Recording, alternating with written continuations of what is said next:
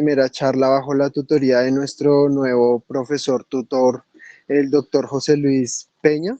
Él es especialista en cirugía plástica de la Nacional y con su especialidad en cirugía de mano y actualmente es cirujano plástico y de mano del HUN.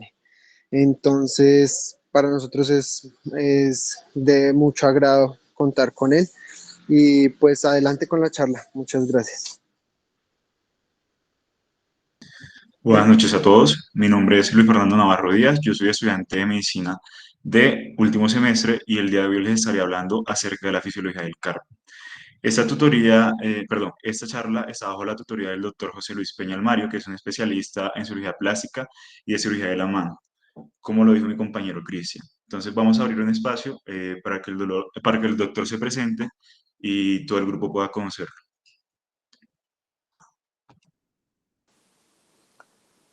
Buenas noches, pues como ya Cristian lo dijo, mi nombre es José Luis Peña Almario, soy médico egresado de la Universidad Nacional de Colombia, especialista en cirugía plástica del programa de la Universidad Nacional de Colombia y especialista en cirugía de la mano del programa Fucus Hospital San José. Eh, Quiero agradecer la invitación, la amable invitación a pertenecer y a participar en este grupo, en esta iniciativa que me parece muy interesante por parte de los estudiantes de pregrado interesados en la cirugía plástica, reconstructiva, maxilofacial y de la mano. Quiero agradecer muy especialmente también al doctor Aguirre por su invitación y a Cristian, que siempre ha estado en contacto, y a Luis Fernando, por supuesto, desearle suerte en esta charla, en este abordaje de este tema que es un poco complejo. Entonces, Luis Fernando. Listo. Entonces, comencemos. Confirmo que se me está escuchando. Sí. Listo. Muchas gracias, doctor. Listo. Entonces, la manera en que vamos a abarcar este tema esta noche es dando un poco del origen de la cirugía de mano, ya que hace poco se inició este módulo, unas definiciones que son importantes tener en cuenta para entender el tema. Nosotros tuvimos una charla hace una semana de anatomía de la muñeca, que también puede ser muy importante verla. Si quieren referirse, ya está en nuestro canal de YouTube. Vamos a tocar anatomía del carpo en específico, la función estabilizadora de los ligamentos, la dinámica del carpo, el carpo de geometría variable y la inestabilidad carpal de la muñeca. Vale, hablemos acerca del origen de la cirugía de mano. A pesar que las referencias de la cirugía de mano van a Hipócrates en la antigua Grecia, la especialidad dedicada a la cirugía de mano realmente es joven, siendo la Segunda Guerra Mundial el evento más importante para el desarrollo de la misma.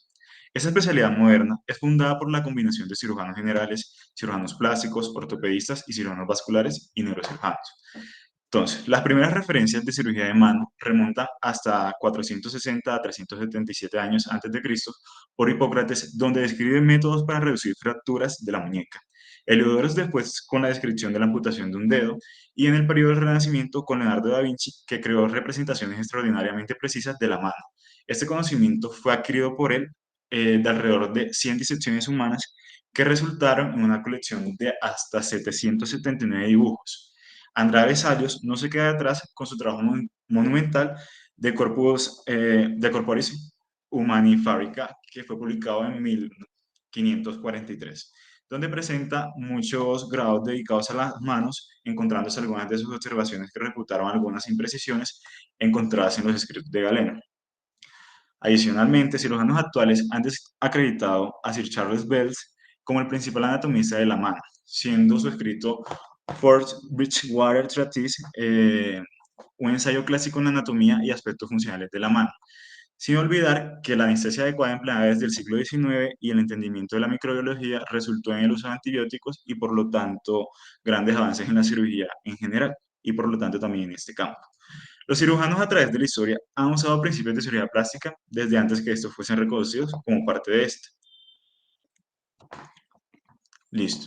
Entonces, con el desarrollo del manejo de heridas, las transferencias de colgajo y los injertos de pies, los cirujanos plásticos estuvieron listos para contribuir con la creación de la cirugía de mano moderna. Sin embargo, fue la Segunda Guerra Mundial quien jugó un papel crucial para que la cirugía de mano fuese una especialidad aparte. En 1939, Allen Canabel publicó Infection on the Hands, donde mostró la importancia de la hospitalización para las infecciones de mano. Sterling Bunnell ha sido llamado ampliamente como el padre de la cirugía de mano. Su libro de cirugía de mano, que fue publicado en 1944, el cual permanece como una referencia clásica. Él mostró cómo los tendones pueden ser injertados para reemplazar los perdidos, entre otras maravillas que abrieron puertas por la reconstrucción completa de la mano lesionada. El gran volumen de las lesiones de manos, requiriendo cuidado en la Segunda Guerra Mundial, debido al empleo de las granadas, dejó en evidencia la necesidad de una disciplina que se dedicara al estudio de esta. De esta manera se creó el primer pabellón designado para la cirugía de mano en el Hospital General de Cushing en Framingham, Massachusetts. En 1945, además, el coronel Eugene Bricker ordenó 8 principios de la cirugía de mano, que es, el primero es que debe ser conservativa, se debe entablar con propósito, cerrar por capas tan temprano como sea posible, el uso de la tracción solo cuando es indicado, concentrarse en el mantenimiento de la función en lo posible, movimiento activo temprano, prevención del edema y la infección en heridas abiertas y el manejo aséptico de las heridas. Entonces, tenemos también unos desarrollos después de la Segunda Guerra Mundial en la que Darrell Shaw y Robert Lippin publicaron un artículo One Stage Tube Abdominal Flaps en el que se describía colgajos axiales basados en los vasos epigástricos inferiores y superficiales que permitieron el cubrimiento temprano de grandes defectos en el miembro superior. En este mismo año se conformó la Sociedad Americana de la Cirugía de Mano con representaciones de cirujanos generales, plásticos y ortopedistas. También durante la Guerra de Corea, la cirugía de mano tuvo nuevamente productividad acelerada, destacando el Dr. William Leader con innovaciones como la transferencia neurovascular digital, Robert Chase con sus hallazgos de la anatomía funcional de la mano y Earle Picot con su trabajo en curaciones del tendón flexor. Vale, entre los años 60 y los 70 se trabajó intensamente en la microcirugía y la transferencia de tejido libre, que eximió a los cirujanos de mano de las limitaciones anatómicas de la transferencia local de tejidos. La reimplantación de dedos y otras partes del cuerpo fue posible gracias al esfuerzo internacional de diferentes disciplinas quirúrgicas, y la primera reimplantación de parte superior de brazos fue llevada a cabo en 1962 por Matt and McCann, convirtiendo la microcirugía en una parte integral del entrenamiento de los cirujanos de mano. En los años recientes, un área de estudio principal ha sido la reparación y reconstrucción de nervios periféricos, la transferencia de dedo del pie a mano, agentes inmunosupresores con una mayor adaptación de los injertos, entre otras técnicas. En las imágenes podemos observar a este paciente, en el que se hizo el primer trasplante. Listo, entonces vamos a hablar un poco acerca de las definiciones. Y tenemos el carpo como núcleo central de la muñeca, que es un conjunto compuesto por 8 pequeños huesos que ha sido objeto en los últimos 30 años de muchos estudios por parte de los anatómicos y sobre todo de los cirujanos de mano que intervienen casi a estas patologías. Asimismo, hay nociones totalmente renovadas, lo que permite entender mejor la compleja fisiología de este complejo articular, que es desconcertante, como lo decía el doctor, en el plano mecánico, aunque el estudio y la comprensión de la muñeca están lejos de conseguirse, porque realmente es un poco difícil.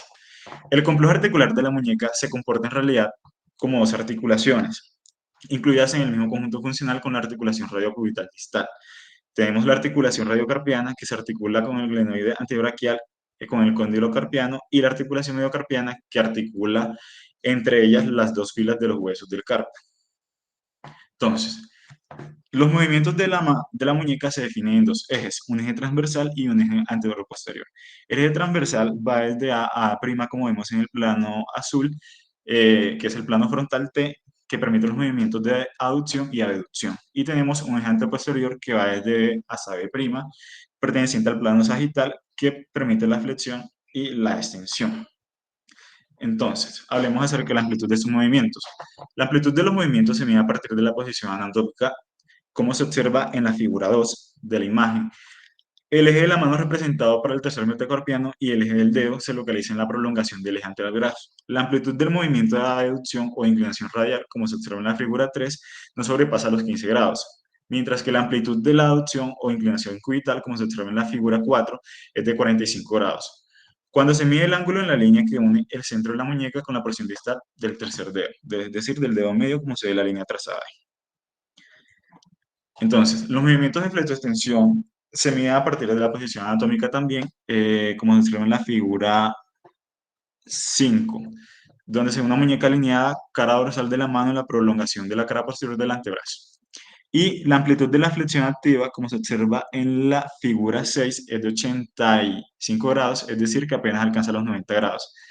La amplitud de extensión, como se observa en la figura 7, incorrectamente denominada flexión dorsal, también es de 85, de modo que tampoco alcanza los 90 grados. Y los movimientos pasivos de flexión extensión, como se observa en la figura 8, es mayor a 90 grados en pronación y de extensión pasiva mayor a 90 grados tanto en pronación como supinación, como se evidencia en estas figuras.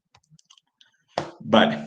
Cuando el movimiento de circunducción alcanza su máxima amplitud, el eje de la mano se describe como una superficie cónica en el espacio, denominada cono de circunducción, que se observa en la figura 10.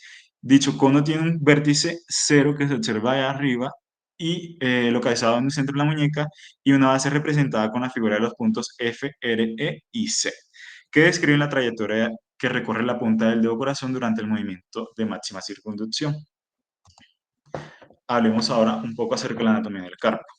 Entonces, la anatomía ósea del carpo está compuesta por 8 huesos, como les había dicho, y se conforma en 2 hileras. Una hilera proximal que está compuesta por el escafoides, semilunar, el piramidal y el pisiforme, y una hilera distal que se conforma por el hueso ganchoso, el hueso grande y el hueso trapezoide, como observamos en la imagen. El pisiforme es el que se ve seleccionado en blanco. Vale. Entonces, la anatomía ósea está formada por el escafoides, el semilunar, el piramidal, como les había indicado, y esos huesos gozan de un grado importante de movilidad individual. Si exceptuamos al pisiforme, que está articulado exclusivamente con la cara palmar del piramidal, y por lo tanto se comporta como sesamoideo enfundado en el tendón flexor carpis ulnaris. Anatómicamente, el escafoides o escafoideum es un hueso con forma de barquilla posnavicular que suele dividirse en 3 partes: el cuerpo, que se articula aproximadamente con el radio y medianamente con el semilunar, y el grande, la zona media o cuello, y la extremidad distal, que se articula con el trapecio y el trapezoide, y en la que existe en su cara externa una prominencia conocida como el tubérculo del escafoides, en la que se insertan potentes ligamentos. El escafoide es importante tener en cuenta, pues que recibe aproximadamente del 20% total de su vascularización a través del tubérculo y el 80% restante a través de la región dorsal con entrada por el cuello. Por lo tanto, el polo proximal del escafoides no recibe vascularización directa, a lo que se atribuye la frecuencia de observación de necrosis vasculares de dicho polo en fracturas a nivel del cuello o más proximales. El semilunar, os lunatum, también llamado así por su forma, tiene 4 carillas articulares que suponen el 80% de su superficie: proximal para el radio, medial para el piramidal y lateral para el escafoides. La carilla restante, la distal, configura junto con la correspondiente del escafoides una concavidad en la que se aloja la cabeza del hueso grande, conformando una articulación condilo-glenoidea que es muy móvil. La forma del semilunar puede variar de acuerdo con la morfología del complejo articular radiocubital distal. En los casos de cúbito corto, también menos variante o variante cubital negativa, es frecuencia una morfología triangular del semilunar, que a su vez se ha relacionado con una mayor incidencia de osteomalacia del semilunar, también denominada como enfermedad de Kienbock. El piramidal, o ostriquetum, tiene una forma de pirámide truncada y forma parte del complejo articular radiocubital distal, presentando una superficie articular proximal destinada al fibrocartílago triangular, y en el lado externo se articula con el semilunar, distalmente con el ganchoso y en su cara palmar con el pisiforme. La cara dorsal y la parte de la cara palmar del piramidal son rugosas y reciben inserción de potentes ligamentos, importante para la estabilidad del carpo. El pisiforme, os pisiforme, está incluido en el tendón del flexor carpis ulnari, y solamente se articula con la faceta articular palmar del piramidal, y aunque esa articulación es móvil, el pisiforme se encuentra firmemente anclado a recibir las inserciones de potentes ligamentos, entre los que se encuentra el ligamento anterior transverso del carpo. Listo. Continuamos con el trapecio o trapeziundeo. Es un hueso clave en la fisiología de la mano, ya que forma parte de la columna externa del carpo y de la columna ósea del purgal. Su articulación distal con el primer metacarpiano es muy móvil, siendo posible movimientos en dos ejes perpendiculares entre sí, por lo que se ha comparado con una silla montar. Esta configuración de la articulación trapecio-metacarpiana es la que básicamente permite el movimiento de oposición del purgal, que es lo que caracteriza a la especie humana. También el trapecio se articula mediante carillas internas con el segundo metacarpiano y con el trapezoide. Proximalmente se articula con el escafoides, presentando esta última articulación un grado importante de movilidad. Y las superficies no articulares del trapecio son puntos de inserción muscular o ligamentosa. Continuamos con el trapezoide o trapezoideo, que forma parte de la columna externa del carpo. Este también representa el soporte, este representa el soporte del segundo metacarpiano, conformando una segunda articulación carpo-metacarpiana muy poco móvil. En su porción proximal se apoya directamente sobre el polo distal del escafoide. El grande o capitatum, es el mayor de los huesos del carpo y constituye junto con el semilunar la columna central del carpo. Su extremidad proximal, la cabeza, es en realidad un cóndilo encajado en la concavidad que configuran el escafoide semilunar y la porción más distal del ganchoso. Desde el punto de vista funcional, es importante reconocer como una unidad funcional al grande, al escafoide y al semilunar, ya que la disociación articular de estos huesos provoca siempre desequilibrios compensatorios. Así, en la diastasis escapular, la cabeza del grande sube y se introduce entre ambos huesos, disminuyendo la altura de la columna central, lo que a su vez desequilibra el arco metacarpiano. Y a nivel distal, el hueso grande se articula con el segundo, tercer y cuarto metacarpianos, conformando articulaciones de escasa movilidad. También el hueso grande, en su porción central y especialmente en la cara palmar, sirve de punto de anclaje de ligamentos intrínsecos y extrínsecos de la muñeca. Por último tenemos al ganchoso, o el os amatum, que tiene forma de pirámide de base distal. Este forma parte de la columna cubital del carpo y parece que en torno a él se efectúan los movimientos rotatorios de la muñeca. Las carillas articulares de este ocupan prácticamente toda la circunferencia del hueso y en su cara palmar se localiza una apófisis encorvada hacia el lado radial llamada gancho o apófisis fusiforme. Esta estructura caracteriza el hueso ganchoso y constituye la pared cubital del canal carpiano, insertándose en ella la mayor parte de las fibras ligamentosas del transverso anterior del carpo. Entonces, como les contaba, el carpo consta principalmente de dos articulaciones, una articulación radiocarpiana y una mediocarpiana. La articulación radiocarpiana se encuentra entre la porción inferior del radio y los huesos de la iliada superior del carpo, mientras que la mediocarpiana se encuentra entre la superior y la iliada inferior del carpo, como pueden ver representada en la imagen con los dos puntos y las líneas rojas. Además, la articulación radiocarpiana tiene una curva anteroposterior que sería representada desde beta a beta prima y permite los movimientos de flexión-extensión como les había comentado, y la curva transversal permite el movimiento de aducción y abducción. Entonces, la articulación carpiana tiene unas superficies articulares que son la condilocarpiana y la glenoidea anteroradial con dos porciones, una porción inferior del radio y una cara inferior del ligamento triangular. Mientras que la articulación mediocarpiana está situada entre las dos hileras de los huesos del carpo y comprende, uno, la superficie superior en una visión inferior que está constituida de fuera hacia adentro por el escafoides con dos carillas inferiores ligeramente conversas, una para el trapecio, que es representada en la imagen con el 1 por dentro, para el trapezoide 2, una carilla interna 3, que es de concavidad acentuada para el hueso grande, la carilla inferior del semilunar 4 en la imagen, cóncava hacia abajo, que se articula con la cabeza del hueso grande, la carilla inferior del piramidal 5, cóncava hacia abajo y hacia afuera, que se articula con la cara superior del hueso ganchoso. El pisiforme, también articulado sobre la cara anterior del piramidal, no participa en la constitución de esta interlínea mediocarpiana, por lo cual no es visible en esta imagen. Y por otra parte tenemos la superficie inferior, que es una visión posterior-superior que está constituida de fuera adentro, desde afuera hacia adentro, por la carilla superior del trapecio, numerada 6, y del trapezoide 7. La cabeza del hueso grande 8, que se articula con el escafoide y el semilunar, la cara superior del hueso ganchoso 9, cuya mayor parte se articula con el piramidal, y una pequeña carilla 10 que contacta con el semilunar. Considerando cada una de las hileras del carpo como un bloque, se puede constatar, bueno, eso lo digo, sin embargo, ya el carpo no es considerado como monolito.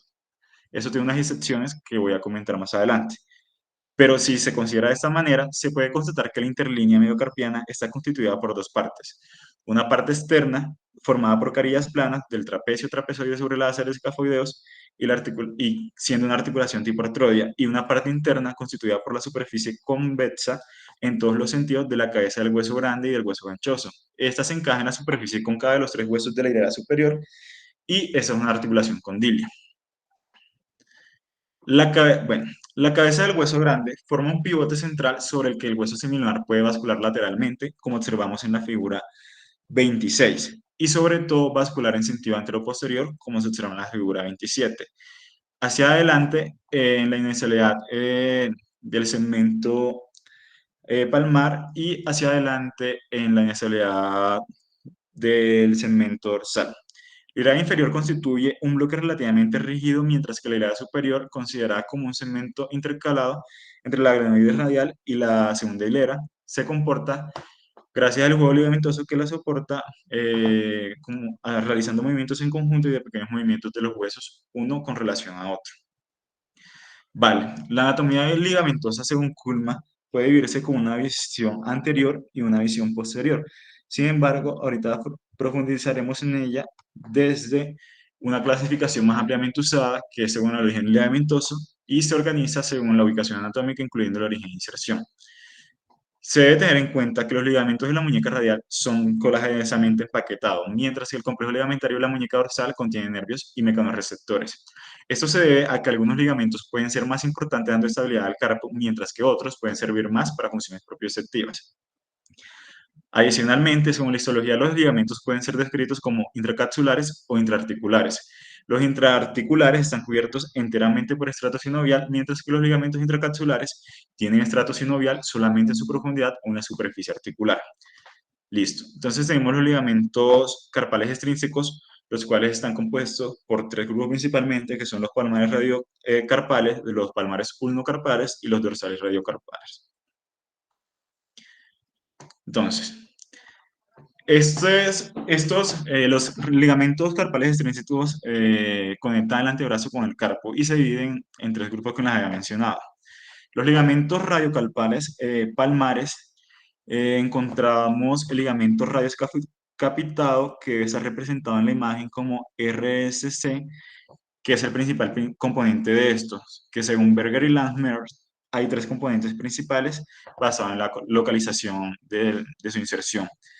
El ligamento radiolunado largo, que está representado en la imagen como RLL, es el ligamento, en la imagen de la izquierda, perdón, es el ligamento central de los ligamentos radiocarpales. Y entre este ligamento y el ligamento radioescafocapitado se encuentra el sulcus interligamentoso, que es una zona débil de la cápsula de la muñeca. El ligamento radiolunado corto, que está representado en la imagen como SRL,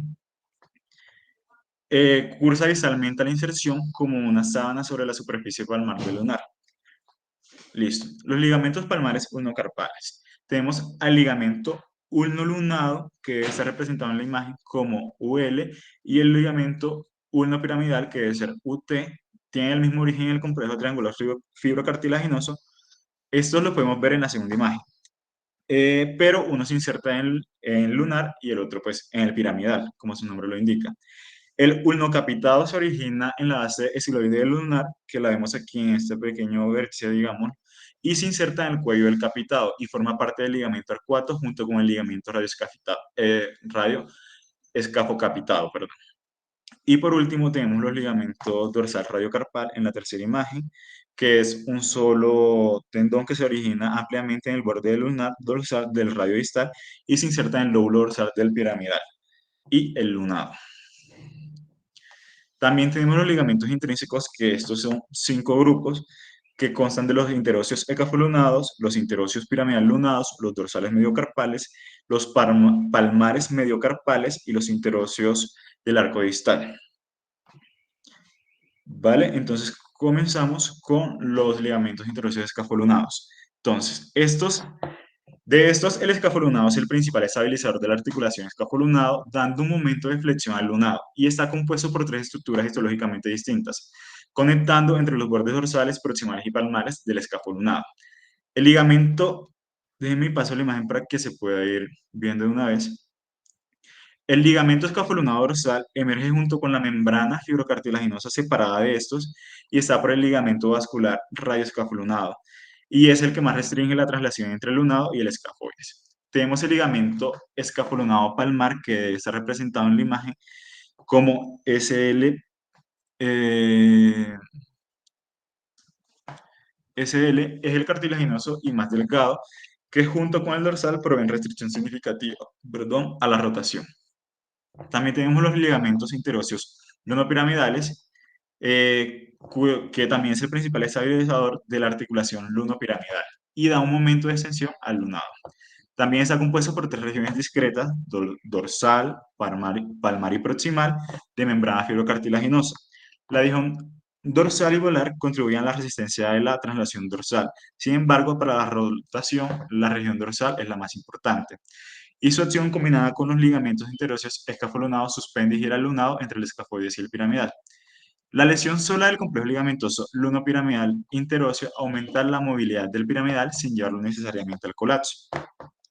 Ahora hablemos de los ligamentos mediocarpales, que encontramos los ligamentos dorsales lunopiramidales y escafolunados. Estos están atados distalmente al ligamento dorsal e intercarpal, el cual es el único ligamento mediocarpal dorsal, y está originado en el tubérculo dorsal del piramidal y con una extensión radial. Este ligamento se encarga de estabilizar al escafoide y el lunado, y también previene una intercalación dorsal del cemento. Los ligamentos palmares conectan el piramidal con el ganchoso y el capitado con el brazo lunar del ligamento arcuato.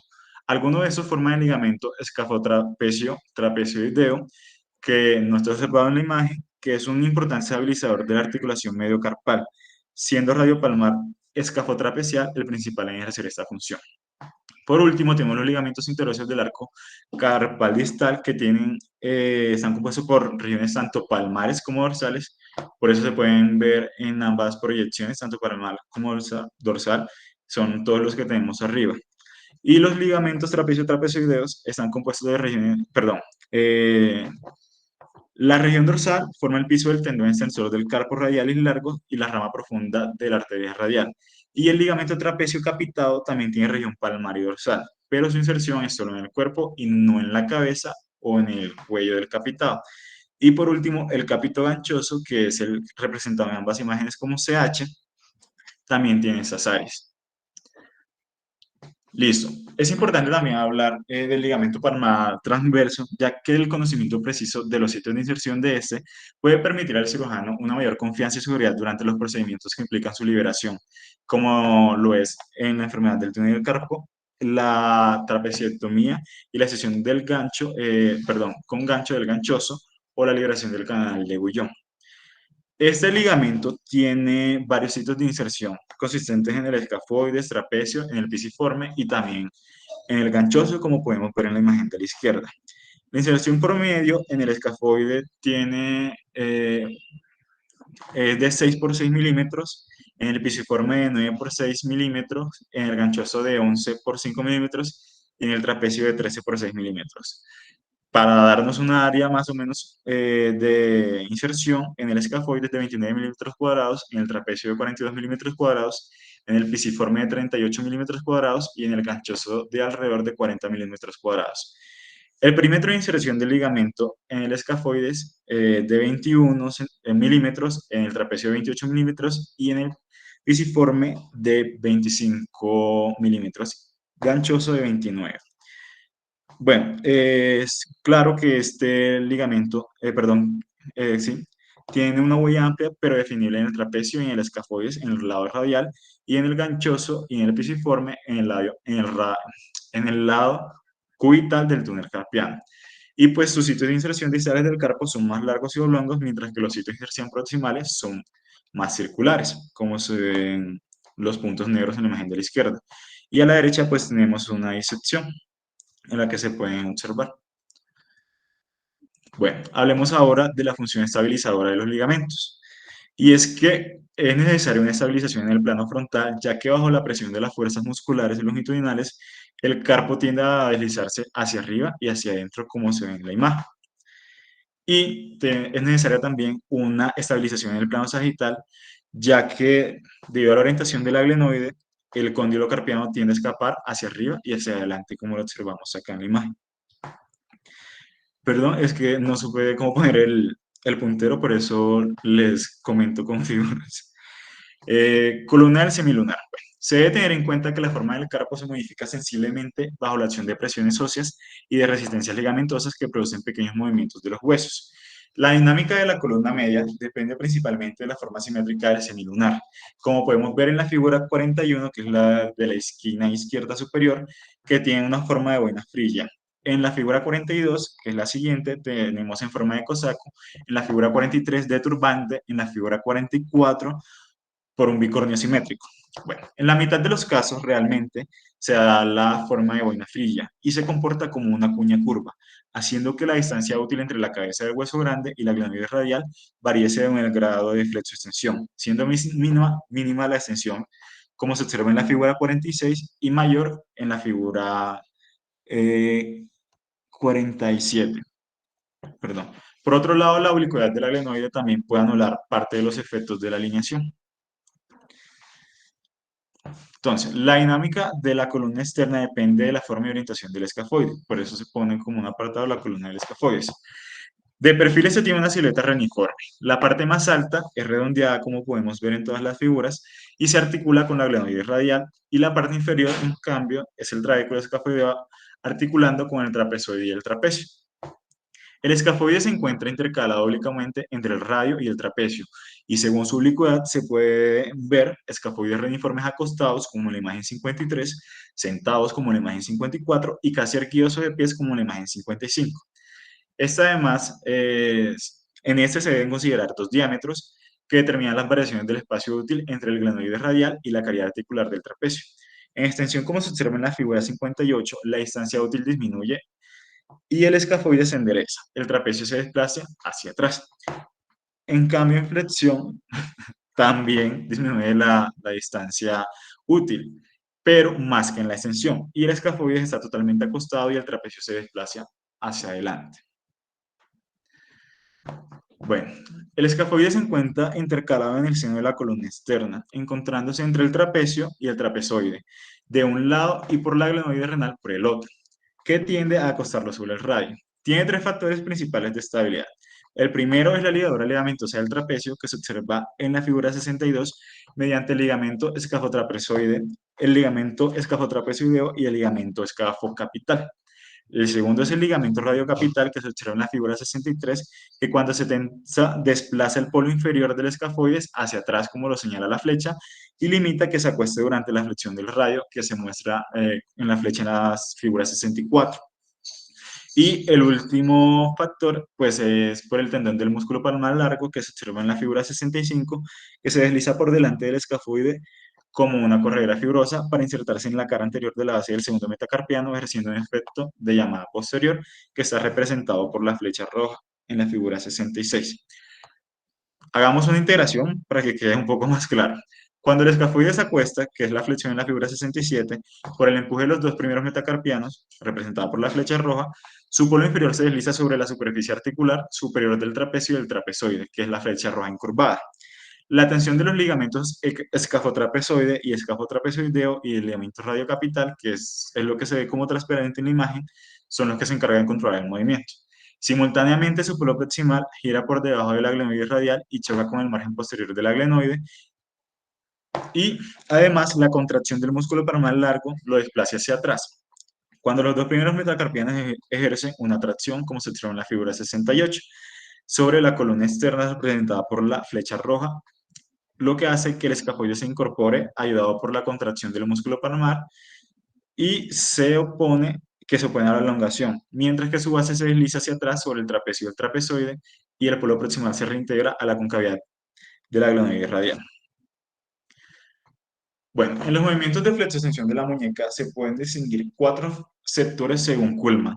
El primer sector es un sector de adaptación permanente que va hasta los 20 grados, donde los ligamentos se encuentran distendidos y las presiones sobre las superficies articulares son mínimas. Encontramos también un segundo sector que es de movilidad usual que va hasta los 40 grados y el juego ligamentoso comienza a manifestarse, donde las presiones articulares también se hacen notar. Tenemos el tercer sector, que es el sector de la alteración fisiológica momentánea, que va hasta los 80 grados, donde las tensiones ligamentosas y las presiones articulares alcanzan su máximo para realizar al final del recorrido la posición de bloqueo. Y por último tenemos el sector de alteración patológica, que es el cuarto, donde se superan estos 80 grados, por lo tanto se llega a una ruptura o distensión ligamentosa que puede provocar inestabilidad del carpo e incluso la luxación. Partiendo de la posición de flexión, como se observa en la figura 72, la extensión arrastra simultáneamente al escafoides y al semilunar. Sin embargo, el escafoides se detiene mientras que el semilunar bascula anteriormente 30 grados. Ahí se ve la imagen 74. Esto se da gracias a la elasticidad del ligamento interosescapulunar, como se ve en la figura 75, que cuando se rompe provoca el cierre del ángulo escafoideo lunar, ya que el semilunar se bascula totalmente hacia adelante. Entonces, vamos a hablar un poco acerca del carpo de geometría variable, porque como les comentaba, desde hace muchos años, el carpo ha dejado de considerarse como un conjunto monolítico y actualmente se tienen en cuenta los movimientos elementales complejos que efectúan su estructura, en función de la forma de cada uno de los huesos, la acción y además de los ligamentos. Entonces, vamos a hablar de la deducción, la aducción, la dinámica de la hilera proximal, del segmento intercalado, la dinámica de la flexión y también tocaremos el mecanismo de Henk. Entonces, durante estos movimientos de la deducción y aducción es cuando los cambios de forma son más evidentes. Durante la deducción, como se observa en la figura 81, el carpo gira conjunto en torno a la cabeza del hueso grande.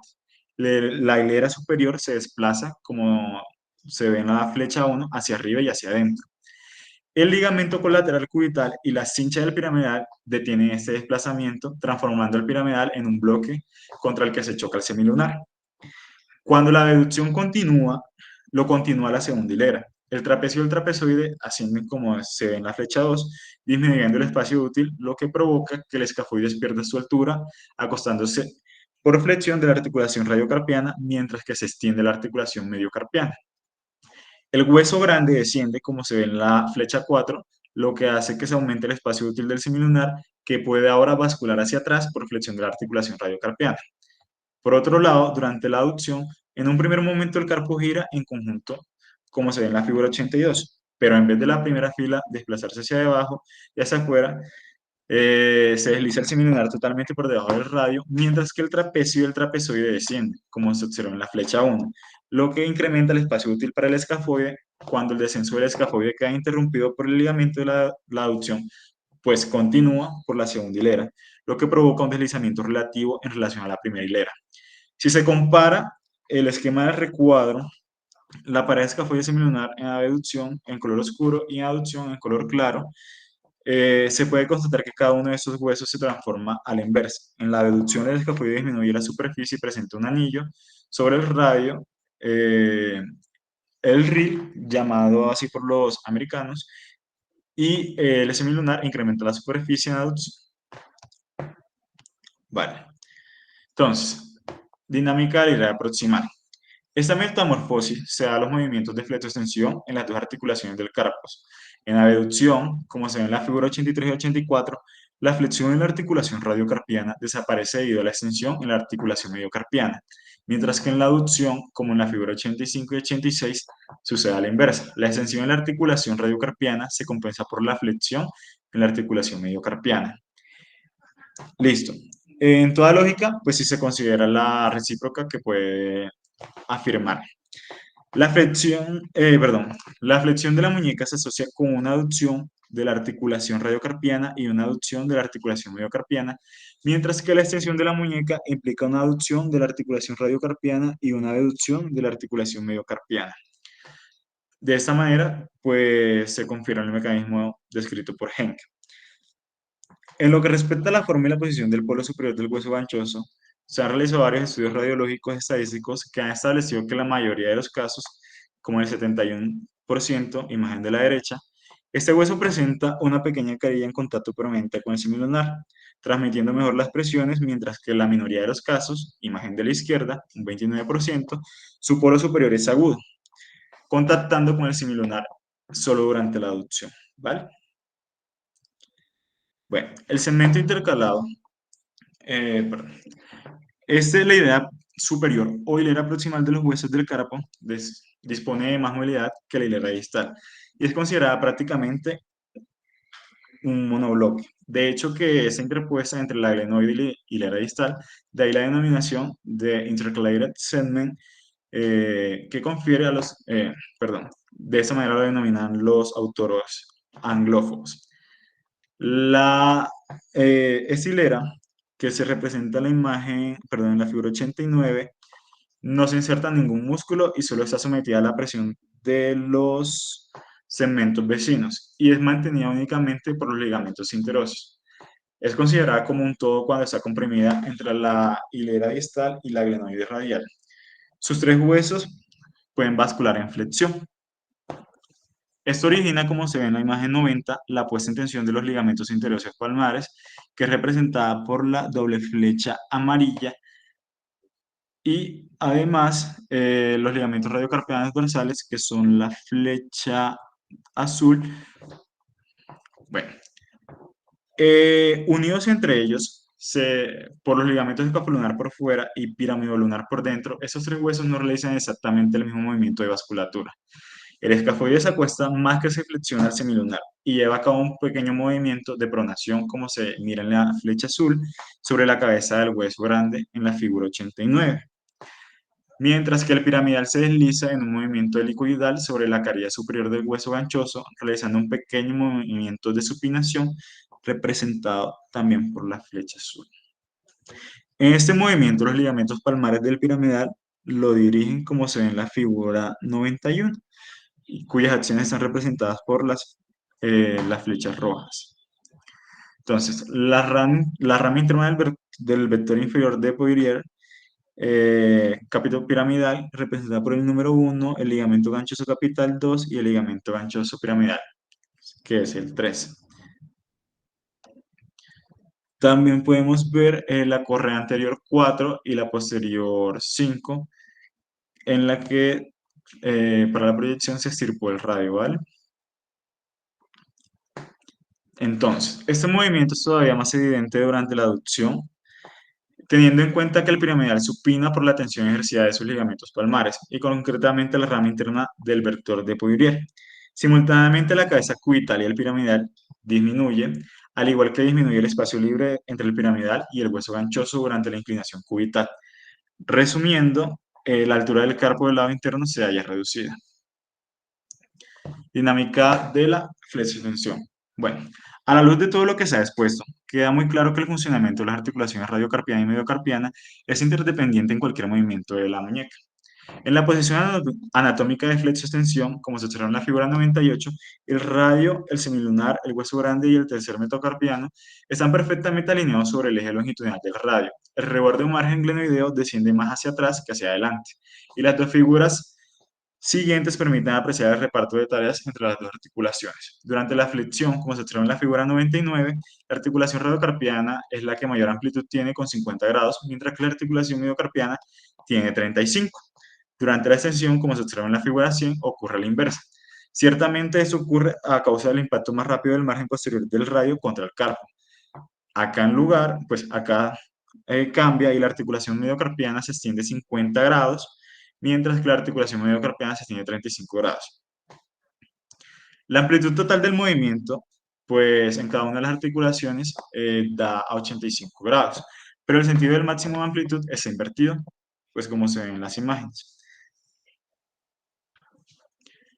Bueno, y el mecanismo de Henke es explicado por los movimientos de flexión que se combinan siempre con otros componentes, por ejemplo, con el componente de rotación longitudinal en pronación o supinación y los componentes que se anulan mutuamente. En la flexión, como se observa en la figura 102, la hilera superior gira en pronación, lo que produce un movimiento compuesto por flexión, aducción y pronación, mientras que la hilera inferior gira en supinación, determinando un movimiento combinado de flexión, aducción y supinación. Los componentes de la flexión se suman, mientras que los componentes de la aducción y abducción y de pronación y supinación se anulan. En la extensión, como se observa en la figura 103, la hilera superior gira en supinación, lo que produce un movimiento compuesto por extensión, aducción y supinación, mientras que la hilera inferior gira en pronación, determinando un movimiento combinado de extensión, aducción y pronación. Una vez más, los componentes de extensión se suman, mientras que los componentes de aducción y pronación, supinación, se anulan. Bueno, ahora una parte importante de esa charla es la parte final, para que todos ya se sientan relajados, es la inestabilidad del carpo. Vale, entonces, las lesiones del ligamento escafolunar y lumbopiramidal pueden tener efectos deleterios severos. Por eso el escafoide está atado directamente por el ligamento escafolunar e indirectamente por el lumbopiramidal, por lo que la ruptura de estos lleva a una mecánica normal. El ligamento escafolunar tiene una forma de C con sus regiones dorsal, central y palmar. La dorsal contiene fibras transversas y es la más fuerte y gruesa de todos, siendo la principal proveedora de estabilidad. La región central tiene fibras oblicuas y es la más común, y es la que se considera como una estructura fibrocartilaginosa, y está separada de la subregión palmar por el ligamento de Testudo, que es una región delgada como de 1 milímetro de diámetro, y por lo tanto esta región pues no va a conferir tanta estabilidad.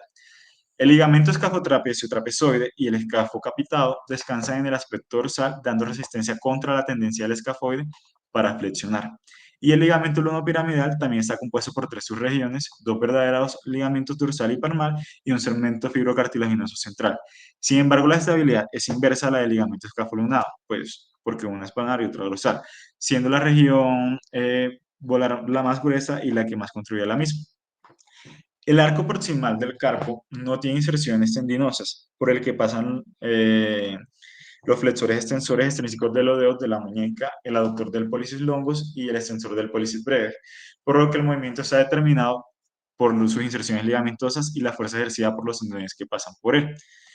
Esta fuerza es resistida por el enganche del escafoide, por lo que su inestabilidad lleva a la alteración de la articulación entre ambos arcos. En una muñeca sana, pues el lunado se sostiene junto al balance del escafoide y el piramidal. Sin embargo, cuando se producen lesiones del ligamento escafolunar o del luno piramidal, se produce extensión o flexión del lunado. Con la lesión del ligamento escafolunar se produce inestabilidad del segmento intercalado dorsal, mientras que con la lesión del luno piramidal y del ligamento radiocarpiano se produce inestabilidad del segmento intercalado palmar. Bueno, las lesiones de estos tendones se producen por la caída en mano abierta, como podemos observar en las dos imágenes, también por deportes como puede ser el patinaje o ciclismo, etcétera. Y la inestabilidad carpal disociativa es causada a menudo por una hipertensión en muñeca, como se puede observar en la imagen de la derecha, y la inestabilidad perinudal progresiva se da por una lesión del escafolunado que puede ir desde la dislocación del perilunado, disrupción del luno piramidal y eventualmente dislocación del lunado. Eso sin tener en cuenta la lesión aislada del ligamento luno piramidal que se puede dar. En la lesión crónica del escafolunado, la posición anormal de los huesos puede llevar al colapso avanzado del escafolunado que incluye cambios artríticos.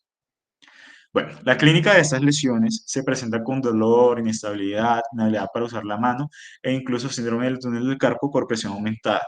E incluso, esto es terrible porque puede llegar a un síndrome compartimental. Perdón. Listo. Para la exploración de estas lesiones, se puede utilizar varias maniobras, entre las que se encuentra la maniobra de Watson-Chief, donde el examinador toma la mano desde el lado radial mientras agarra el metacarpos y se desvía radialmente, lo cual puede producir una subluxación del escafoide. Además, el estudio de esas lesiones se hace inicialmente con una radiografía en proyecciones tanto anteroposterior, lateral y oblicuo, con posiciones neutras en desviación radial y cubital, flexión y extensión lateral.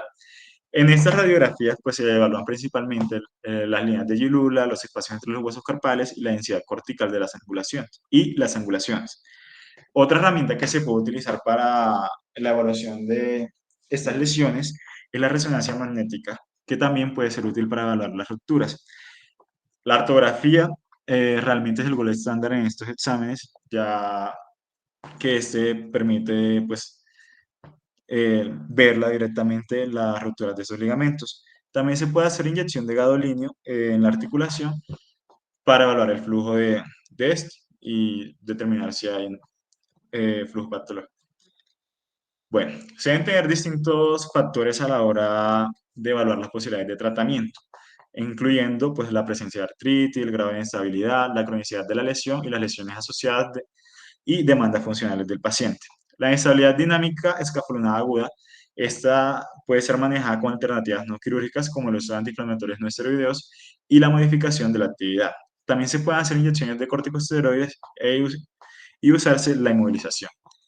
El manejo quirúrgico va a depender de la agudicidad de la lesión, la posición de los huesos y la presencia de cambios degenerativos. Dentro de los manejos quirúrgicos se encuentra el debridamiento por artroscopias en las rupturas parciales agudas sin diástasis, que pueden estar asociados al uso de pines percutáneos con cables de Kirchner. Bueno, la ruptura del ligamento escafolonado reducible aguda, cuando hay diástasis, se puede corregir con reducción abierta y reparo del ligamento. Cuando hay rupturas del escafolonado reducibles crónicas, dependiendo del defecto, pues se puede intentar hacer una reconstrucción del mismo hasta injertos hueso-tejido-hueso. Si esas no son reducibles, pues se puede intentar hacer distintas técnicas como la artrodesis que vemos ahí, la imagen de la derecha, y carpectomía del arco proximal e incluso excepción del escafoide con fusión del grande, el ganchoso similar, el perimeral. Olvidé mencionarle que pues en esa imagen también se ven en la imagen de la izquierda los clavos los cables de Kirchner, en este también. Bueno, esta fue toda la exposición. La bibliografía que utilicé fue principalmente del libro de Capangi. Ahí se encuentra extensamente la fisiología articular. También aproveché el manual de cirugía plástica de la Sociedad Española y utilicé algunos artículos para complementar la información de la patología. ¿Tiene alguna duda?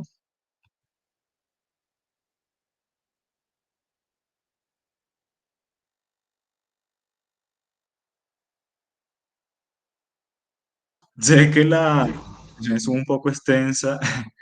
Eh, Traté de resumirlo lo más que pude. Durante la revisión tuve que tratar de seleccionar las partes esenciales para no hacerla incluso más extensa. Hay una compañera que tiene la mano levantada. Adelante.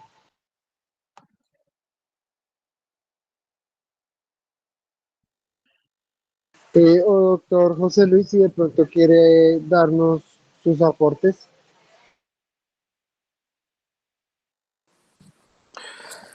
Bueno, Luis Fernando, pues realmente quiero felicitarlo por la extensa y completa revisión que hizo.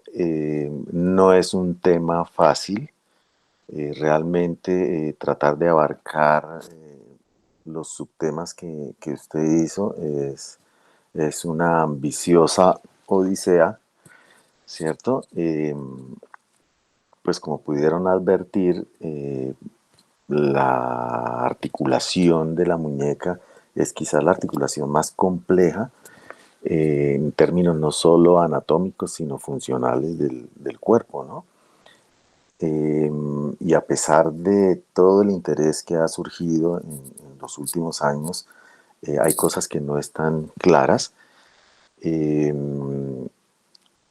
por ejemplo, en los últimos años, además de los movimientos que Luis Fernando nos mostró, actualmente se ha prestado mucha atención al movimiento del lanzador de dardo, que es una combinación entre flexoextensión y abducción, aducción, que se ha visto que realmente desde el punto de vista de la funcionalidad in vivo es el movimiento que más utilizamos para la mano y que se ve alterado en la mayoría de patologías, sea por fractura o por lesiones ligamentarias, inestabilidades, secuelas como artrosis.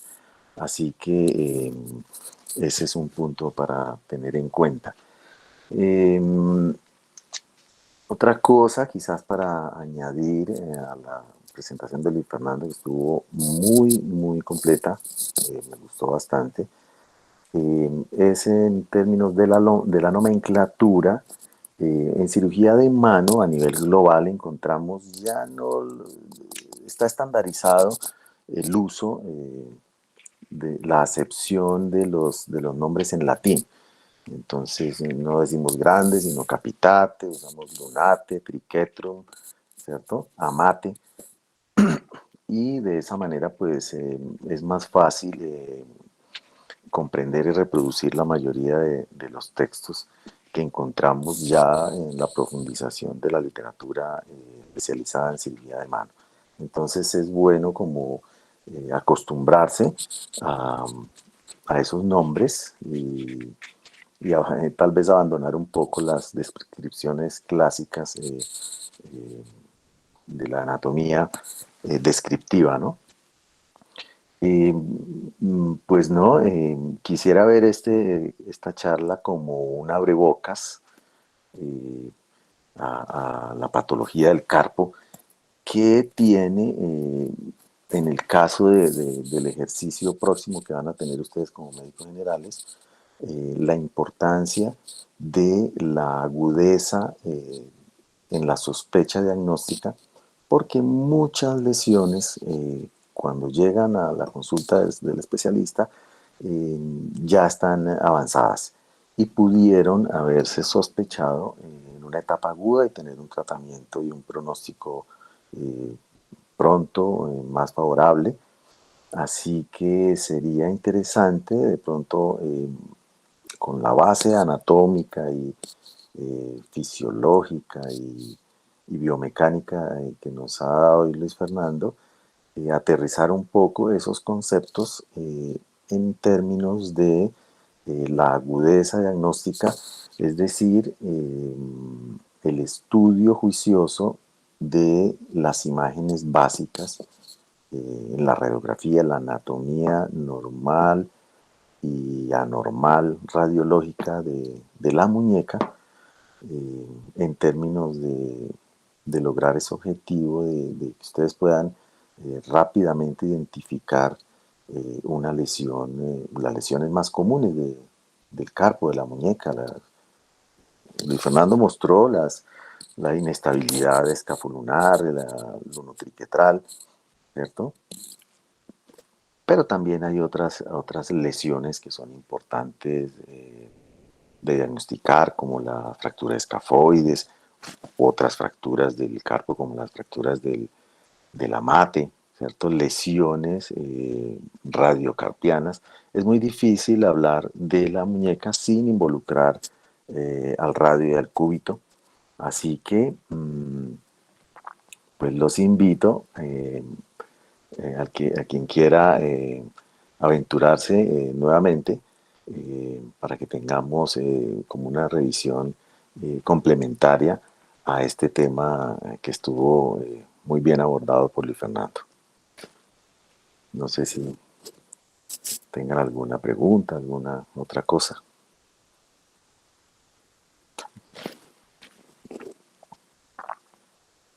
Bueno, quiero decirles que me siento muy complacido de ver el interés pues, de los estudiantes de medicina en este tipo de temas, ¿cierto? En la cirugía reconstructiva, en la cirugía de mano, que son los pilares de nuestra especialidad. Entonces, pues los felicito y ojalá no se pierda el interés y así logremos ser más y mejores cirujanos plásticos y cirujanos de mano en un futuro.